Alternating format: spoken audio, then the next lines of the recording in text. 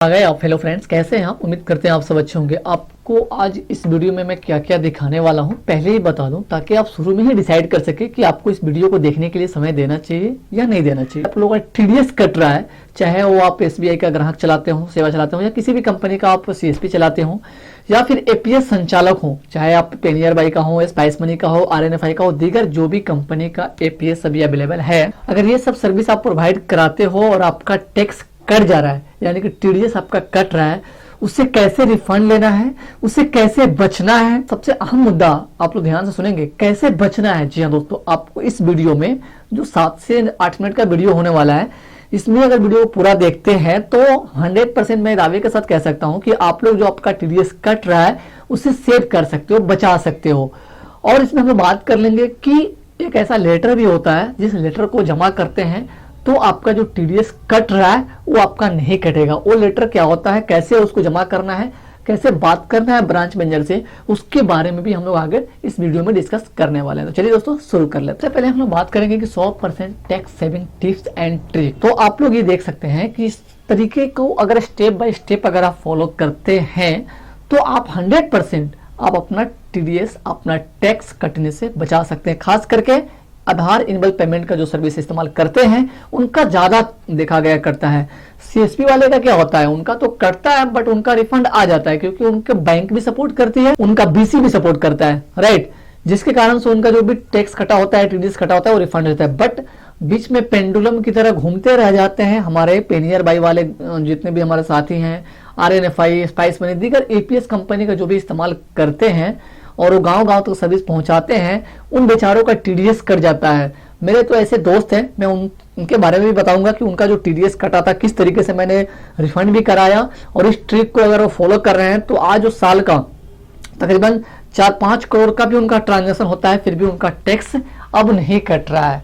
वो तरीका क्या है सारा मैं आपको इस वीडियो में बताता हूँ। अब आप लोग यहाँ पे देखेंगे कि जो भी आप लोगों का टैक्स कटता है, आपका 1 फाइनेंशियल ईयर में अगर आपने 1 करोड़ से ज्यादा का, एक बात ध्यान रखिएगा, 1 करोड़ से ज्यादा का अगर आप ट्रांजेक्शन करते हैं तो उसमें आपका 10% टीडीएस काट लेती है, राइट।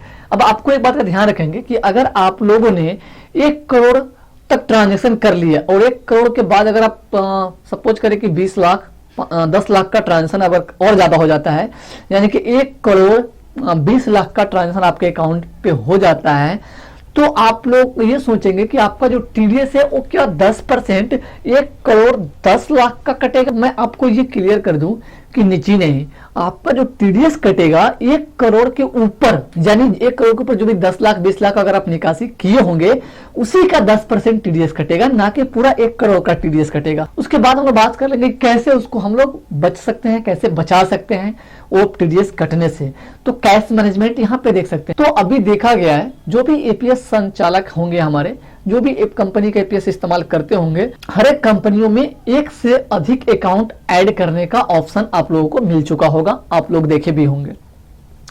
अब आपको क्या करना है, कोशिश करना है कि ज्यादातर आपके पास करेंट अकाउंट हो। बहुत सारे लोगों का ये भी सवाल होगा, सर कि मैं एक नाम से अनेक 2-3 करेंट अकाउंट कैसे खुलवा सकता हूं? बिल्कुल खुलवा सकते हैं मेरे भाई। एक अपना स्टेट बैंक में खुलवा लीजिए, और आपके नियरेस्ट में दूसरा अगर बैंक है तो उसमें अपना करेंट अकाउंट, यानी डिफरेंट बैंक में आप अपने नाम से इंडिविजुअल, एक बात का ध्यान रखेंगे, जो भी करेंट अकाउंट खुलेगा वो इंडिविजुअल करेंट अकाउंट ही आपको खुलवाने हैं, राइट। आप क्या करेंगे कि अलग अलग करेंट अकाउंट अलग अलग बैंक में आप खुलवा लेते हो। अगर ज्यादा नहीं, अगर 3 ही करेंट अकाउंट होते हैं, या फिर चलो 2 ही का मान लेता हूं, अगर आप 2 करेंट अकाउंट खोल लेते हैं और 2 करेंट अकाउंट अगर अपने उसमें इस्तेमाल करने लगते हैं, तो आपका साल का जो लिमिट होता है ना, 1 करोड़ के बदले वो 2 करोड़ हो जाता है। अगर 3 अकाउंट अगर आप इस्तेमाल करते हैं तो 1 करोड़ के मुकाबले वो 3 करोड़ आपका साल का जो लिमिट आपका बढ़ जाता है। तो फिर आप साल में 3 करोड़ का भी ट्रांजेक्शन करेंगे तो आपका कोई टीडीएस नहीं कटने वाला है। ये हर कोई जानता है। वो लोग कहेंगे कि यार ये नया क्या बता रहे हो आप, ये तो मैं पहले से जानता था कि हाँ 2 अकाउंट डालने से भी मैं अपना टीडीएस से बच सकता हूँ। तो दोस्तों मैं ये बताना चाहता हूं कि बहुत सारे लोग ये भी कहना होता है कि सर क्या एक ही पैन कार्ड पे मैं 3 करेंट अकाउंट खोलूंगा तो क्या मेरा टीडीएस नहीं कटेगा? या फिर तो सर वही तो हुई ना, मेरा पैन कार्ड तो एक ही है, करेंट अकाउंट अलग अलग है, फिर भी तो गवर्नमेंट फाइन कर लेगी ना कि इनके अकाउंट पे हैवी अकाउंट लेन देन हो रहा है। तो दोस्तों जहां तक हमारी बात हुई थी, तो मैं ये बता दूं कि जो CIF जनरेट होता है, जिस बैंक में आपका अकाउंट होता है उस बैंक में CIF जनरेट होता है, अकाउंट होता है, राइट। तो उसमें जो भी आपका पैन कार्ड लगे होते हैं ना, तो आपका जो भी TDS करते हैं ना, आपके पार्टिकुलर उसी अकाउंट से करते हैं जिस अकाउंट में 1 करोड़ के ऊपर क्रॉस कर चुके होते हैं आपके ट्रांजेक्शंस, राइट। अगर आपको इस अकाउंट में अगर 1 करोड़ क्रॉस कर चुके हैं, फिर दूसरा अकाउंट अपना इस्तेमाल करिए। पैन कार्ड तो सेम है, बट आपका उस अकाउंट में तो 1 करोड़ आपको गवर्नमेंट दे रही है ना, कि 1 करोड़ तक आप अपना करेंट अकाउंट में अपना बिजनेस कर सकते हैं, राइट। तो ये तरीका है जिससे आप अपना टैक्स को बचा सकते हैं। एक और तरीका है, अगर कोई व्यक्ति अगर 3 करेंट अकाउंट नहीं खुलवा सकते हैं या फिर किसी कारण से अगर उनका नहीं खुल पा रहा है, तो उनके लिए भी मैं इस वीडियो में एक पॉइंट दूंगा जिससे वो बच सकते हैं, उसको जमा करके टैक्स को सेव कर सकते हैं। 194 एंड TDS जो एक फॉर्म आता है, एक लेटर मिलता है आपको, जो आपको आपके जिस भी कंपनी के साथ जुड़ करके आप वर्क कर रहे हो, पार्टिकुलर किसी भी कंपनी के साथ अगर आप जुड़े हो, जैसे Payeer by just like RNFI, spice money, दीगर जो भी PS कंपनी के साथ आप जुड़ के काम कर रहे हो, उनको सिंपल आपको कॉल करना है, जो आपके ऊपर लेवल तक जो भी उसमें है। 194 का मेरे को लेटर प्रोवाइड कराइए। वो लेटर प्रोवाइड कराएंगे, उस लेटर पे बजाते आपका नाम, आपका ID और आपका पूरा डिटेल्स वहां पे मेंशन रहेंगे। उसको लेकर के आपको ब्रांच में जाना है, जिस भी ब्रांच में आपका अकाउंट है। एक बात का ध्यान रखेंगे कि इतना आसानी से ये लेटर आपको ब्रांच का मैनेजर सबमिट नहीं करेगा आपके अकाउंट। अब उसके लिए क्या होता है कि उन लोगों के बहुत सारे नखरे होते हैं। मेरा एक दोस्त था जिनका मैं तो आसानी से गया, वो भी इतना आसानी से नहीं कर रहे थे, लेकिन मैंने उन्हें कन्विंस किया। आप लोग मतलब बिल्कुल हार्डली मतलब तरीके से बात नहीं कर सकते, क्योंकि आपको काम निकालना है ना, आपको एक काम कराना है। और ये इतना आसान नहीं होता कि इस लेटर को कोई भी ब्रांच मैनेजर आपके अकाउंट पे ये अलाउ कर दे कि हाँ ये लेटर मैं आपके अकाउंट पे सबमिट करता हूं, जिसके कारण से आपका TDS जो है 1 करोड़ के ऊपर भी जो भी आप ट्रांजेक्शन करेंगे वो नहीं कटेगा।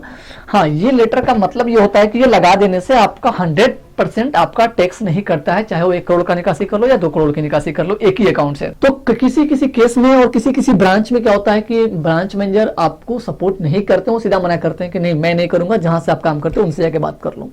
लेकिन अगर एक बात का ध्यान रखना, अगर ये सबमिट करने का ऑप्शन नहीं है ब्रांच में, या कोई ब्रांच में जो कहता है कि मैं नहीं करूंगा, तो फिर ये लेटर बना क्यों है? ये लेटर क्यों बना? आप उनसे पूछे कि ये लेटर क्यों बना है, मेरे को कंपनी ने दी है, क्यों दिया? मतलब ये फालतू मत नहीं दे सकता ना वो। तो उन्हें आप कन्विंस करेंगे तो जरूर आपका वो लेटर अगर आपके अकाउंट में अटैच कर देते हैं, आपके सबमिट कर देते हैं, तो इससे आप टैक्स से बच सकते हैं। कि बाद हम आपको ये बता दें कि अगर आप लोग ने 3 डिफरेंट बैंक में अकाउंट अपना सेटलमेंट तो कर लिया फंड के लिए, बट एक बात का ध्यान रखना है कि आपको सेविंग अकाउंट का इस्तेमाल नहीं करना है, ना के बराबर। स्टार्टिंग में तो अगर नहीं, जब तक खुला करेंट अकाउंट तो स्टार्टिंग में तो कर सकते हैं, बट आप हमेशा के लिए उसको इस्तेमाल सेविंग का नहीं कर सकते। इसके बाद देखेंगे मनी ट्रांसफर। अगर आप लोग एक बात का ध्यान रखेंगे, आप लोगों को टैक्स सेविंग करने के लिए सबसे पहला चीज आपको रखना है कि आपके अकाउंट में कम से कम अमाउंट हिट करे। हिट करने का मतलब कि अगर सपोज करें कि दिन में अगर आप 50,000 या 1 लाख रुपए निकासी कर दिए हैं अपने ट्रेड बैलेंस में या वॉलेट में पड़ा हुआ है, तो कोशिश करें कि उस पैसे को ज्यादा से ज्यादा आप अगर DMT कर दें, यानी कि मनी ट्रांसफर कर दें, यानी कि उस पैसे को आप उसके जो वॉलेट के माध्यम से बिल पेमेंट, मनी ट्रांसफर में उसका इस्तेमाल कर लें। और जितना कम से कम बचता है तो कोशिश करें अपने अकाउंट में उसको लेने के लिए। इससे क्या फायदा होगा? एक तो सबसे पहले आपके पास कैश फ्लो आ जाएगा डायरेक्ट, वहां से आपको ब्रांच बैंक जाने की जरूरत नहीं पड़ा जाता।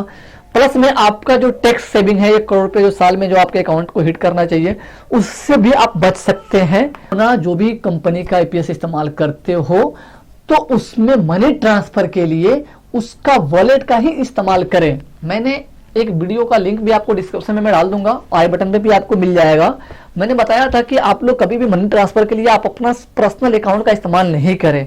इससे क्या होता है, बहुत सारा नुकसान भी आपको हो जाता है, प्लस में कहीं ना कहीं अमाउंट तो आप अपना मूव टू बैंक करके अपने अकाउंट में ही ले रहे हैं। फिर वहां से अगर 2 पैसे बचाने के चक्कर में मनी ट्रांसफर करते हो, फिर आपका अकाउंट का तो एक लिमिट है, वो तो हैवी वे में फिर जा रहा ना। अगर आपके वॉलेट से मनी ट्रांसफर करते हो, वॉलेट जो भी दी होती है कंपनी, वो वॉलेट का इस्तेमाल करते हो मनी ट्रांसफर में, तो आप सेफ भी रहोगे, प्लस में आपका अकाउंट 1 करोड़ हिट भी नहीं कर पाएगी।